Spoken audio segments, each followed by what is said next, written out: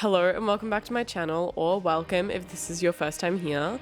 Today we're going to be going thrifting, but this time I am specifically looking for homewares. I'm mainly looking for stuff for my kitchen. I want to go for kind of like a cottagecore European vibe, even though I have a pretty typical renter's kitchen at the moment. So the goal is to find some small items just to decorate with as I am renting, just to make it look a little bit less bland. Anyway, we are at the first Savers, and the first thing that I'm drawn to are these candle holders. I thought that these glass ones were really pretty, but I ended up loving the long silver ones a lot more, so I put the shortest one in the cart. There were a lot of gorgeous glass pieces that would have been really great for holding flowers, but I prefer to find like a bigger glass so I can fit a whole bouquet of flowers in it, so I passed on these ones. For the last 3 years, Bo and I have only ever had ugly Kmart plates, so I am on a mission to find some vintage ones to replace the ones that we have. These ones were actually really perfect. I love the details around the edge. This glass dish caught my eye. I actually need something really specific like this. You'll see why later. I love to collect unique glassware, and these ones were the most unique ones that I've ever seen. They looked like they were handmade, honestly. I also found this ceramic oil canister. It was made in France, and I think it would fit the European cottagecore look perfectly. At first I was like, oh, I have to get this little dish, it's so cute, but then I thought that if I put things into it, then I wouldn't be able to see the little star and planet details on it, which is really sad. I then found some vintage cutlery, still in the packaging, which I immediately put in my cart. We currently have 2 gallery walls in our apartment, so I'm always looking for little things to put on the walls. I probably would have painted this black or red and hung it on the wall and put some little trinkets in it, but for $10, it was really falling apart. This magazine holder would have been cool too, but it was like $20. I had no clue what this would have held, maybe bread, but look at the heart that's carved into it.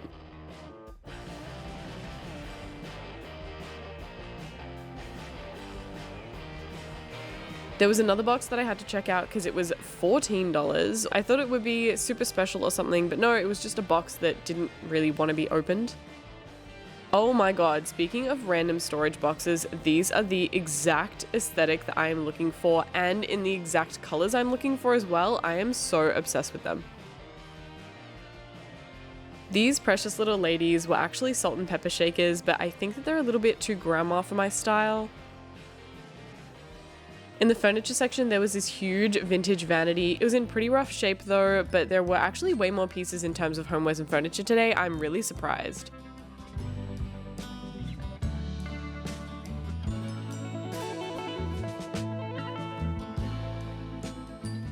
Bo and I are going to be making a lamp soon, so I'm going to be on the lookout for more cheap lampshades that we can like redo. This pile of massive Outback paintings were hiding some really pretty and elegant mirrors. Everything in this pile was really expensive, but I think $20 for this mirror is still a bargain.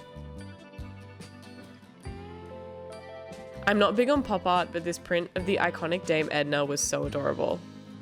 I did look through the clothes because I just can't help myself, but after all the amazing homeware finds, I honestly didn't look that hard, so I really only found this cute wicker bag, almost like a picnic basket. Also, this Savers was selling an accordion and a typewriter. Don't know who would donate those, honestly. Thought this shirt was funny, but I'm always worried about shirts like this that people will take them seriously instead of in an ironic way. I did one more lap of the homewares and found this giant cookie jar. I also found a vintage scale that I ended up passing on because I couldn't carry everything to my car, but I got like 9 items, including 8 of those dinner plates, and now we were off to our second store. Oh my god, that was the most painful trip ever getting here. Normally it takes me like 25, maybe 30 minutes to get to this place, but there were 3 different car accidents and there was roadworks as well. So that was just so unbearable, and it took me like an hour to get here. So I'm praying that it's worth it and that there are going to be some gems in here for me. Okay, so straight off the bat, this place has so many of these little doilies. It kind of gave me the idea of like hanging them on the wall or finding some frames and framing them as like an art piece. I thought they would go perfectly in the kitchen as decoration. I also found this adorable apron for like $2. I am really struggling to open it up to show you guys, but trust me, it is so cute. You will get to see it at the end. I didn't get a video of it in the store for some reason, but I also found this perfect red cast iron pan for $8 in like near mint condition. I looked through the clothes again and there were a few nice pieces, but I didn't really find anything that I like truly loved until I saw this sparkly t-shirt that turned out to be band merch for the band Susie and the Banshees. It's so cool. I have never seen this before. And as I am recording this voiceover, I just decided to Google to find out where it was from. And turns out it's actually a vintage rare band tee that's worth like $300 to $400. That is insane. I'm definitely keeping this for myself.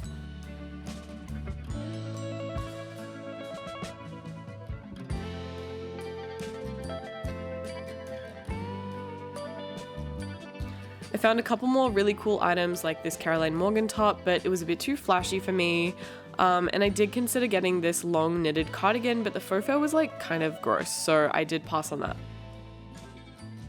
After that, I went home with all of my stuff, but before I got there, I actually found this incredible mid-century like chest of drawers. They were literally on the side of the road, so I picked them up, and when I got home, I saw that it actually had the original stamp on it, and it was built in 1958.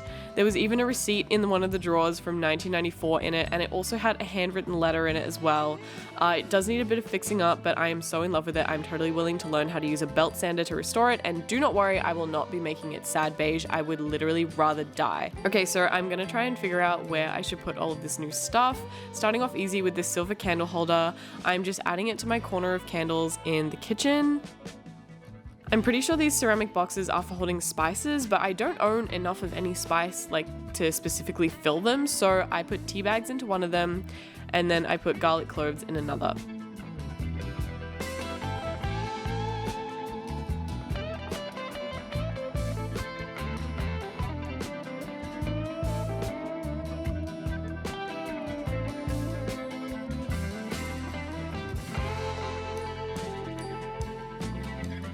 The next thing that I had to fill up was this French bottle for olive oil. I don't own a funnel, so I fashioned one out of baking paper, and surprisingly it worked. I thought it could go here in our little open pantry thing next to the new plates that we had. They actually ended up being handmade from England too, so that's another score. Next was the biscuit jar, and luckily Bo and I had just bought this giant packet of Oreos, and even though it was the big packet of them, they didn't even begin to fill up this huge jar.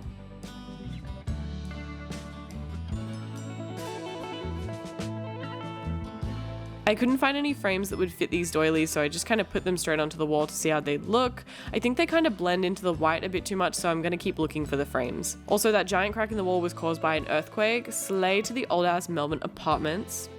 Do you see how adorable this apron is? I'm putting it on my mannequin to be displayed, and I'm keeping her in the kitchen so that I can just put it straight on when I'm cooking.